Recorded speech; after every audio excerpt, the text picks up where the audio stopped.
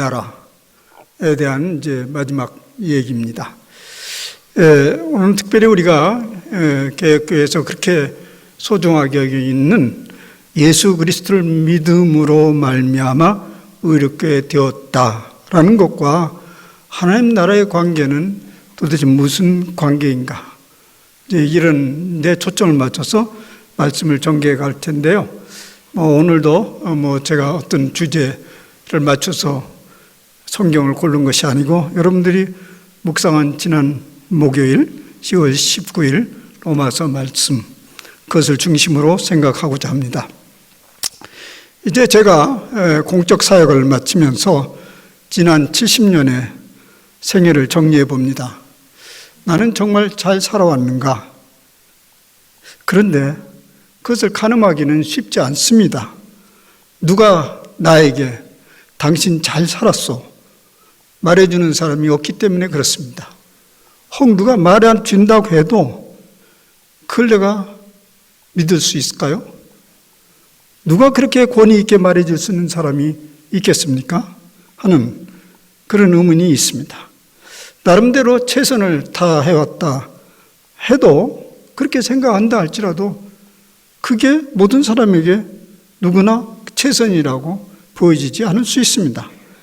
그러니 권위 있는 누군가가, 정말 믿을 만한 권위 있는 누군가가 참 너 잘 살았다 그렇게 인정해 줄 수만 있으면 얼마나 좋을까, 그런 생각을 해봅니다.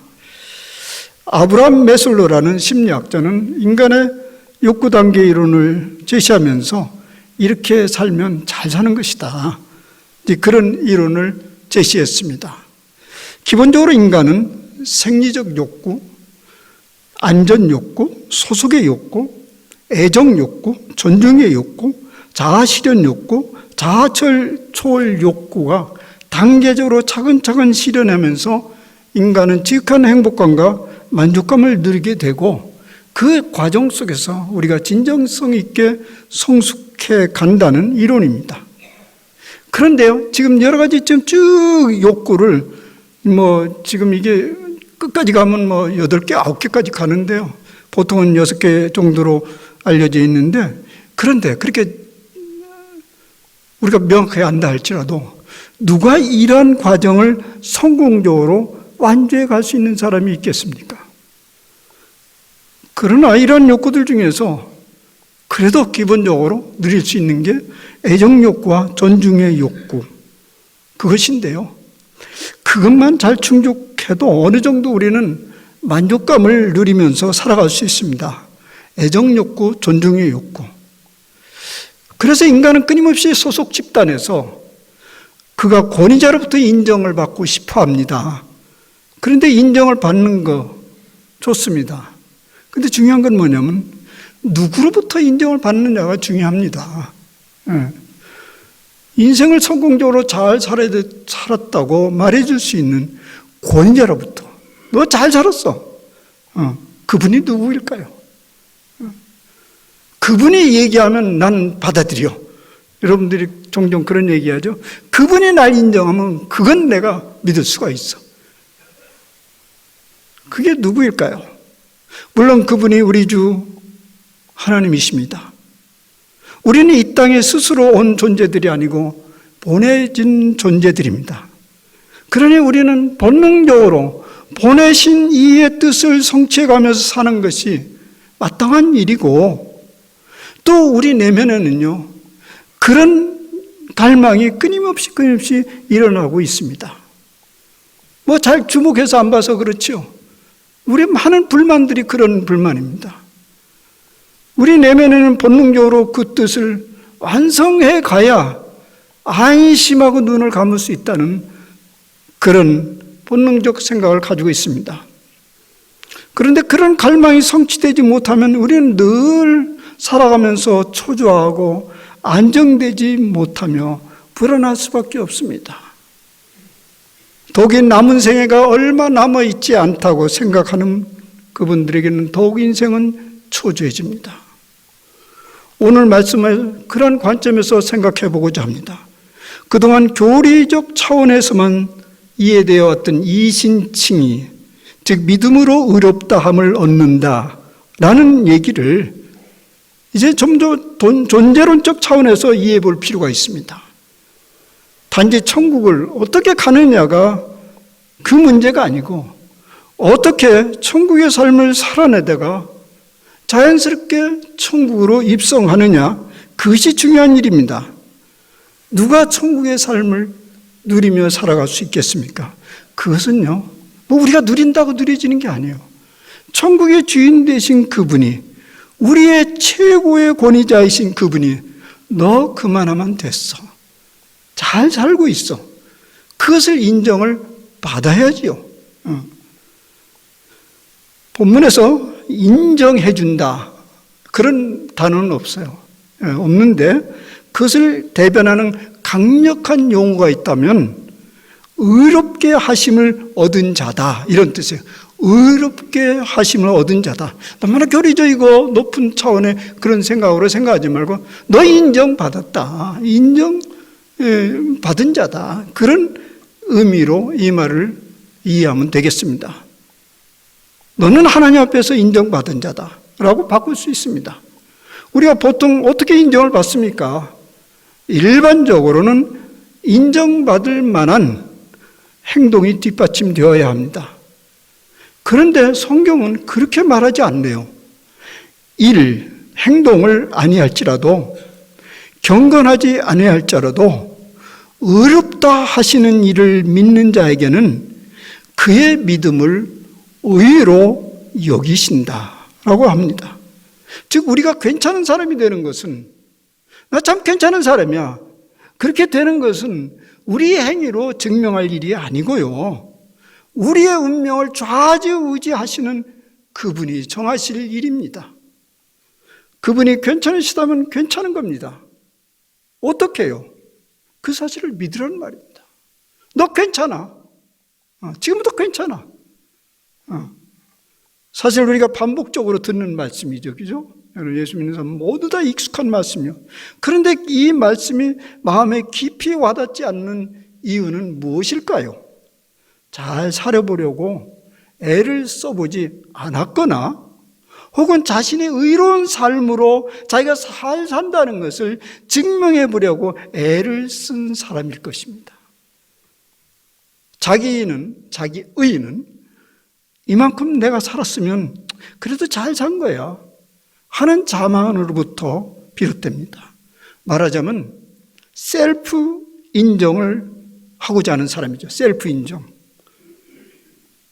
그런데 이 셀프 인정을 누구나 확신할 수 있다면, 내가 나를 인정하면 되지, 누가 나를 인정해줘, 그러면 충분하지. 만약 그것을 우리가 진실로 받아들일 수 있다면 사도 바울 같은 사람이 왜 나타났겠어요? 사도 바울은요, 셀프 인정의 대가입니다. 그는 젊은 시절 율법을 통하여 자기의를 나타내 보이고자 하고 애를 썼던 사람입니다. 그래서 스스로 이렇게, 나는 율법에 의해서 누구보다도 충실한 사람이다, 그렇게 셀프 고백을 했어요. 율법의 의로는 흠이 없는 자다. 그러나 그가 예수 그리스도를 만남으로써 도리어 그런 것들이 아무 가치도 없다는 것을 알게 되었잖아요. 그걸 배설물이라고 말했잖아요. 험한 것이라고 말했잖아요. 그 자신만만한 셀프 인정은 다 어디로 가버리고 스스로를 죄인 중에 괴수라고 자처하게 됩니다. 이제 자칫하면 이 정도 되면 길을 잃어버리고 말 것입니다. 누가 나를 인정해 준다는 말입니까? 바울 사도는 그것을 발견했습니다. 그것을 경험했습니다. 저는 이 사건을 코페르니쿠스적 전환이라고 생각되어집니다. 그래서 사람들은 잘 못 믿죠. 우리가 잘 아는 대로 코페르니쿠스적 그 전환이 얼마나 교회를 흔들어댔고 벌써 오랜 세월 동안 그걸 믿지 않았던 것이죠. 마찬가지로 이 사건은 그야말로 코페르니쿠스적인 전환입니다. 너 그만하면 됐어. 하나님부터 그 소리를 들었다는 얘기죠. 그런 것으로 해결했어요. 그 공식을 사도 바울은 이렇게 우리에게 전하고 있습니다. 공식이요. 자기의 의로우심을 나타내서 자기도 의로우시며 또한 예수 믿는 자를 의롭다 하셨다. 엄청난 공식입니다. 여기에 이제 의로움이라는 말이 있는데 세 가지로 이 의로움을 생각해 볼 수 있습니다. 첫째는 하나님 자신의 의로움입니다. 물론 하나님은 의로우시죠. 그런데 의로우시다면 내가 스스로 의롭다. 근거가 있어야죠. 예. 근거는 이렇습니다. 하나님의 의로우심이라는 것은 치러야 할 값을 정당하게 치르는 의로움입니다. 그래서 우리는 하나님을 공의로우시다 이렇게 말하는 것입니다. 바로 예수 그리스도를 속죄물로 삼으심으로써 값을 치르셨습니다. 생명을 얻기 위해서 생명을 희생시켰습니다. 그것이 반드시 필요하다는 것을 우리는 구약의 제사제도를 통해서 아는 바입니다. 그러므로 하나님의 의로우심은 공의를 행하시는 하나님의 성품과 관련되어 있는 의로우심입니다. 둘째는 하나님의 의로움은 하나님 당신의 신실함에 기초하고 있습니다. 신실함, 믿을만함, 거기에 기초하고 있습니다. 하나님이 독생자 예수 그리스도를 이 땅에 보내심은 세상을 이처럼 사랑하시기 때문입니다. 근데 이 사랑은 항구여의라는 변함없인 사랑이죠. 세상을 지으시고 우리가 이 땅에 존재하게 된 동기가 뭡니까? 바로 이 하나님의 항구여의라는 사랑 때문입니다. 그 사랑은 피조물, 우리 자신의 그것에 대한 반응에 따라서 취소하거나 변화될 수 있는 사랑이 아닙니다. 예수 그리스도의 희생의 대가로 주어진 의로움은 변할 수 없는 하나님의 이러한 사랑을 재차 확인한 것입니다. 여러분, 예수님이 오셔서 이 일을 이뤘다. 이게 대단히 중요하지만 더 중요한 것은 여전히 하나님은 이 세상을 사랑하신다. 한 번도 마음을 변개하신 일이 없다라는 것을 재차 확인한 사건입니다. 셋째는 그러한 하나님의 의는 믿는 사람에게 그대로 전가된다는 의로움입니다. 하나님은 우리에게 관을 세워주셨다. 시편에 나오는 관을 세워주셨다. 그 관이 뭐냐면 하나님의 의로움의 관입니다. 이로 인하여 믿는 우리들은 어떻게 됐냐면 마치 의관을 정지한 사람처럼 이제 하나님 앞에 부끄러움 없이 설 수 있을 만큼 떳떳한 존재가 되었다는 말입니다. 말하자면 하나님이 우리를 향해서 좋다, 됐다. 그 인정입니다. 그러므로 믿는 우리들은 더 이상 인정 욕구에 허덕이질 필요가 없어요. 누구한테 인정을 받으려고 허덕지덕 할 필요가 없어요. 인생이 얼마나 남았든지 불안하거나 초조할 필요도 없습니다. 우리는 이미 인생을 완성시켜가는 출애굽 위에 올라타 있기 때문에 그렇습니다. 그럼에도 불구하고 우리 자신에 대해서 자신 없어야 하는 까닭은 뭘까요? 그래도 지금 얘기를 여러분들이 맞아 이러기보다 글쎄다. 왜 그 자신 없어야 할까요? 하나님부터 인정받은 그것이 우리 일상삶에서 지금 작동을 하고 있지 않다는 증거입니다. 보통은 이런 현상에 대해서 교회에서 가르친 바는 그 믿음의 문제다. 믿음이 없어서 그렇다고 하는데 사실은 그것은 믿음의 문제뿐만이 아니고요. 우리의 삶의 자세 문제입니다. 어떤 삶의 문제인가요? 오늘 이 말씀에 본문의 이 말씀을 주목해 보세요.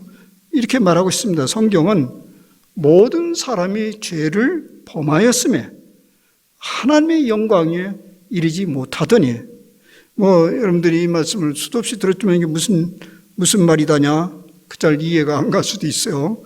근데 이 말은 베드로서에 이제 해석해 하면 신의 신적인 삶, 신의 성품에 참여하지 못한다 이런 뜻입니다. 신적인 삶에 참여하지 못한다는 말은 또 무엇인가? 우리가 그리스도를 믿음으로 말미암아 의롭게 되었다는 말은 대단히 중요한 것입니다. 그리스도로 말미암아 의롭게 되었다는 말은 하나님과의 교제권이 회복되었으니 하나님의 교제를 마음껏 누려도 좋다, 이런 이야기입니다. 우리가 말씀 묵상을 지금 계속 하고 있잖아요. 근데 이 말씀 묵상 속에서 우리가 주님을 대면한다는 그 근거는 뭡니까? 그분이 그것을 허락했어요. 이러한 전제가 없다면 하나님과의 교제는 일어나지 않습니다. 우리가 의롭다함을 받았다고 믿기는 하지만은 실제적으로 작동하지 않으면 그것을 단지 교리적 차원으로 생각할 뿐이지 주어진 교제권을 충분히 사용하지 않기 때문에 나랑 교제하자, 내가 열어놨다. 현재적인 하나님 나라는 바로 이 교제권을 사용하는 때부터 실현됩니다. 우리가 교회에서 믿음으로 의롭게 된다, 그러면 하늘나라에 간다. 그러지만 여기는 아직 아니야. 그런 얘기가 뭐냐면 그것을 꼭꼭 숨겨놓고 있지 사용하지 않기 때문에 그래요. 그 사용하는 것은 우리 주 하나님과의 교제권입니다. 그러면 우리는 더욱 하나님의 인정을 받고 있다는 확신을 갖게 됩니다. 그렇게 해서 확신이 가는 거예요. 우리에게 교제권을 허락했으니 내가 또 부지런히 그걸 사용해요. 거기서부터 과연 그렇구나라는 확신을 얻게 되죠. 여기서부터 우리는 하나님 나라, 현재적인 하나님 나라가 자꾸 펼쳐지는 것입니다.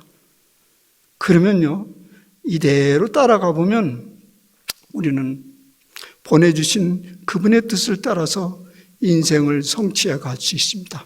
그렇게 따라가면.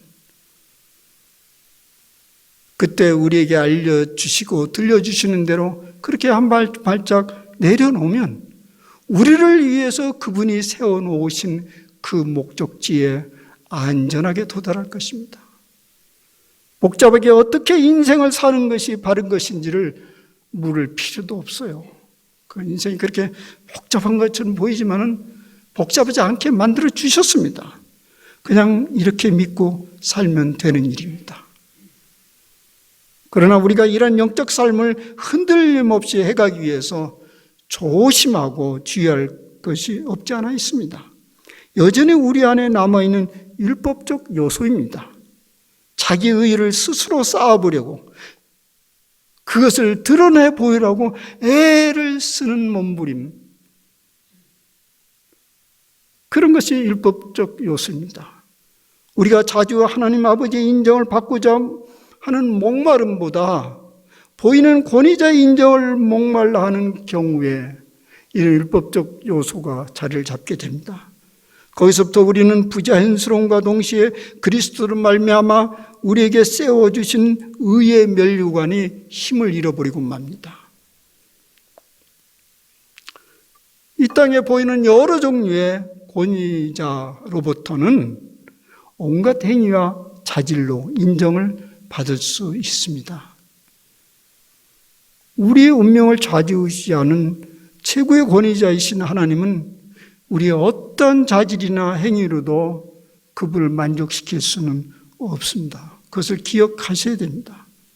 그냥 우리는 공짜로 인정을 받은 사람입니다. 그냥 공짜로. 그래도 이유는 있어야 되지 않습니까? 이유 있죠. 변함없으신 하나님의 사랑의 성품 때문입니다.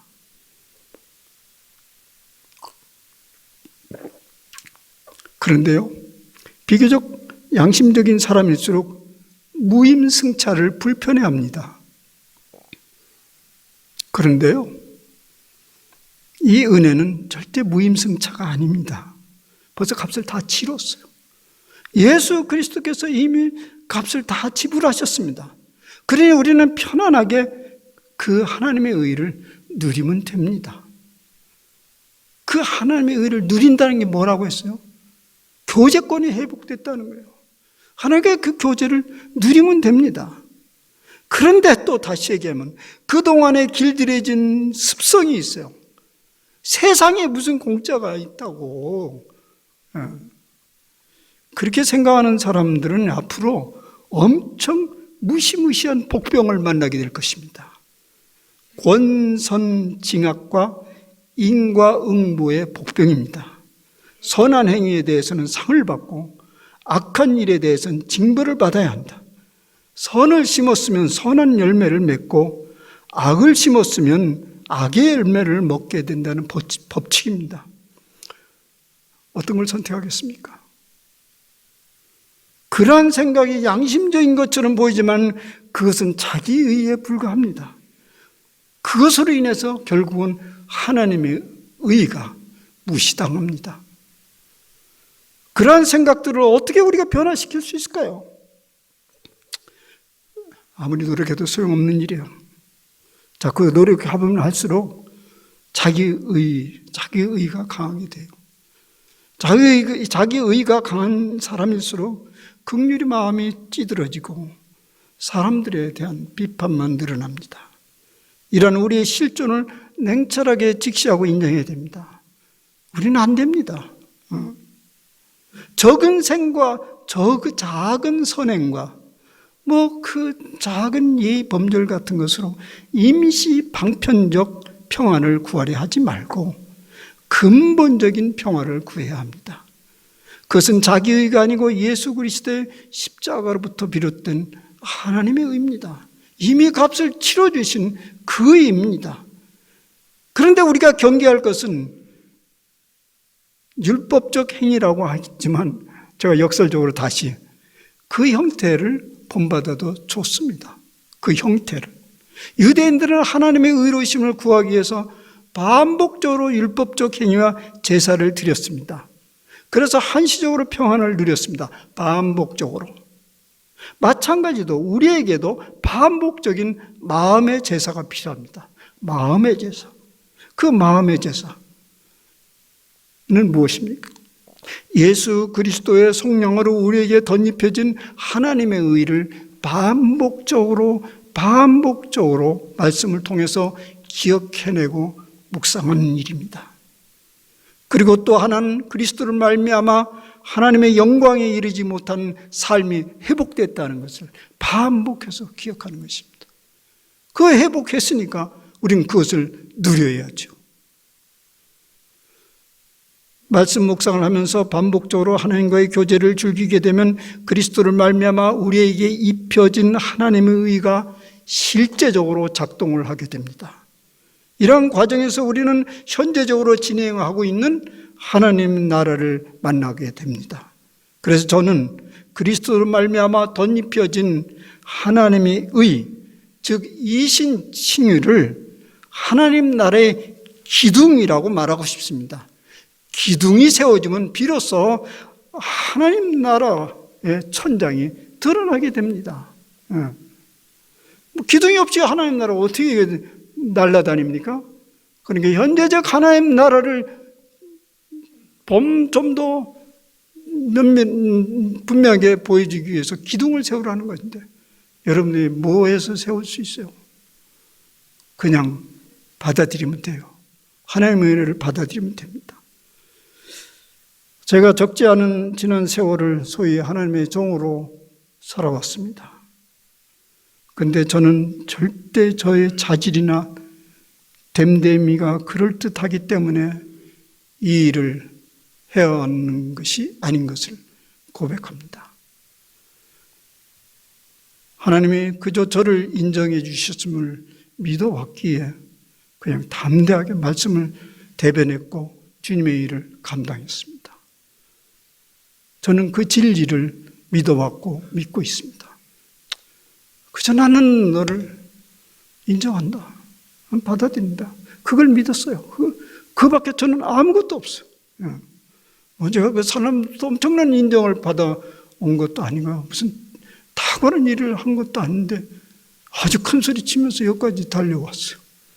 제가 지난 6년 동안 엄청 큰 소리를 치면서 짜증만만하게 해왔어요. 무슨 근거로요? 하나님이 나를 인정하셨습니다. 그것을 믿으면서 아직까지 완성되지 아니한 저의 삶을 앞으로 배짱 있게 완성시켜 갈 것입니다. 그리스도의 십자가를 믿음으로 주어진 하나님의 의라는 기초는 되어 있으니까요. 그 말 중요한 말입니다. 기초는 되어 있어요.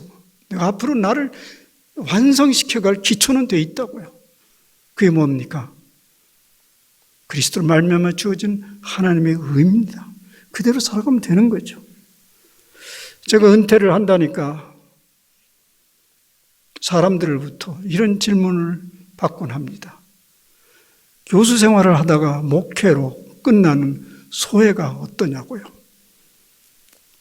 일단 저는 그 물음에 대해서 놀라울 뿐이라고 대답합니다. 참 놀라운 일이다. 어쩌면 이렇게 하나님은 정확하시지? 시편 139편의 말씀이 저절로 떠오릅니다.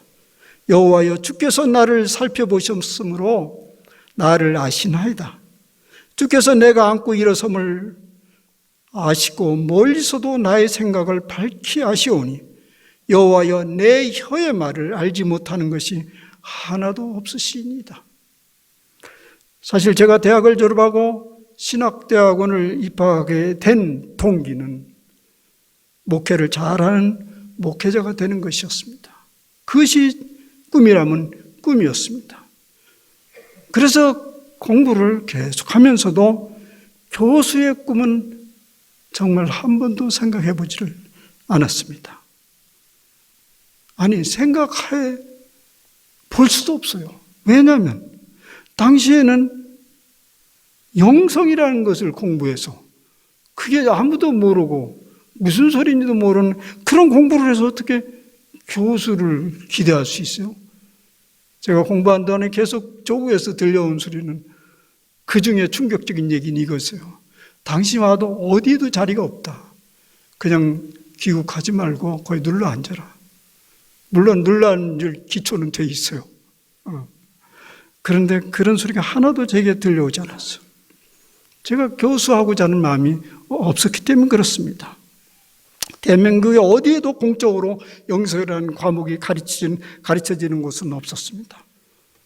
물론 그런 분야의 교수도 없었습니다. 그러나 저는 영성을 공부하면서 저 자신을 훈련시켜 왔고, 그래서 결국 보다 잘 갖추어진 목회자가 되는 것이 꿈이었기 때문입니다.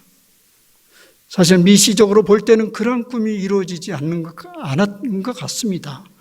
그러나 모세골 공동체 교회를 목회를 마치면서 전체를 돌이켜보니 아쉬운 부분이 있긴 하지만 하나님은 그 꿈을 이루어주셨습니다. 제 전체 생애 동안 담임 목사만 따져보니까 10년을 좀 넘게 했더군요. 귀국해서 5년의 목회를 하다가 그 다음 장로의 신학대학교 교수로 봉사하다가 은퇴를 하게 되었습니다. 저는 그렇게 끝난 줄 알았습니다. 정말 꿈에도 생각지도 않았던, 미안하지만 그렇게 달가워지도 않았던 모세골 공동체 교회 청빙을 받았고요. 그렇게 6년의 목회를 하면서 지금 제 목회가 마무리되었잖아요. 계산해 봤어요? 목회로 시작해서 교수 생활을 길게 하다가 또 6년의 목회로 끝났으니 담임 목사로서의 저의 꿈은 이루어진 거죠. 담임 목사로 시작해서 담임 목사로 끝났으니 그 꿈은 완성된 것입니다. 어떻게 이게 기가 막힌지, 어떻게 그렇게 계획을 할 수가 있는지요. 하나님께서 그렇게 풀어가셨습니다. 정말 하나님께서 저를 향하여 크고 귀한 일을 행하셨습니다. 누군가 저에게 여전히 아쉬움이 남아있느냐고 묻는다면 그렇다고 말하고 싶습니다. 종종 이러저러한 일들을 돌이켜보면서 이렇게 했더라면, 저렇게 했더라면 아쉬움이 왜 없겠어요? 그런데 그 아쉬움은 다시 저의 남은 생애 동안 채워갈 것입니다. 모세골 공동체로 부름받은 자로서 사명을 잘 감당했는지에 대한 아쉬움도 없지 않습니다. 3년여 동안 긴 코로나 시대 때문이라고 슬쩍 핑계를 돌려대고 싶지만 충분한 돌봄과 다음 세대를 위한 준비, 그리고 미래를 향한 든든한 초석을 마련해 놓았더라면 하는 아쉬움이 있습니다. 이제 젊고 길게 목회를 할 수 있는 후임 목사님이 오셨으니 그 일을 그분이 감당해 주기를 바랄 뿐입니다. 사도 바울도 그러했습니다. 후회는 아니지만 여전히 남은 아쉬움을 이렇게 토로했습니다. 내가 얻었다 함도 아니요 이뤘다 함도 아니라 앞에 있는 표대를 향하여 달려가노라. 여기까지 온 것은 이만큼 감사요 은혜요 복입니다. 그러나 여전히 달려갈 남은 여정이 있으니 그것이 제 앞에 놓여진 표대입니다. 그것을 향하여 저는 달려갈 것입니다. 그러다가 염치 없게도 우리 주님께서 너 잘 살았다, 그러니 이상 받아라 하면 얼마나 좋겠습니까? 그것이 제게 남은 꿈입니다. 그것을 기대하면서 저는 이렇게 우리 하나님께 다시 빌어봅니다. 제 평생에 죽을 때까지 계속 드려지는 기도입니다. 하나님이여, 나를 어려서부터 교훈하여 주었사오니 감사합니다. 예, 어려서부터 교훈해 주셨습니다. 정말 감사합니다. 그러하오니 앞으로도 제가 늙어 백발이 될 때에도 저를 버리지 마시며 제가 주의 힘을 후대에 전하고 주의 능력을 장래 모든 사람에게 전하기까지 저를 버리지 마소서. 하나님, 당신과 같은 이 세상에 아무도 없습니다. 사랑하는 여러분, 저의 삶의 여정을 이렇게 증언할 수 있도록 저와 함께 해주셔서 감사하고 행복했습니다. 저의 여정에 여기까지 함께 해주신 모세골 공동체 교회의 성도님들과 가까이 저와 함께 동역해 주신 목사님들과 특히 마음에 들지 않는 부분이 많았음에도 저의 목회에 적극적으로 협력해 주신 장로님들께 깊은 감사를 드립니다. 여러분 모두의 생애에도 저와 같이 하나님이 크고 귀한 일을 행하셨습니다라는 그런 고백이 있으시기를 바랍니다. 진실로 주님이 크고 귀한 일을 행하십니다. 행하셨고 행하십니다. 이렇게 전할 수 있도록 저의 생명을 붙들어 주신 우리 하나님께 감사와 영광을 돌립니다. 기도합시다. 하나님 아버지, 고맙습니다. 우리가 무엇으로 주님을 기쁘게 하고 만족스럽게 할 수 있습니까? 무슨 자질로, 무슨 품성으로, 무슨 능력으로 가당치 않는 일입니다. 그러나 주님이 우리를 붙드셨습니다. 쓰시기로 하셨습니다. 그리고 인정해 주셨습니다. 그 힘으로 우리가 여기까지 이르게 됐고 살았습니다. 주님 감사합니다.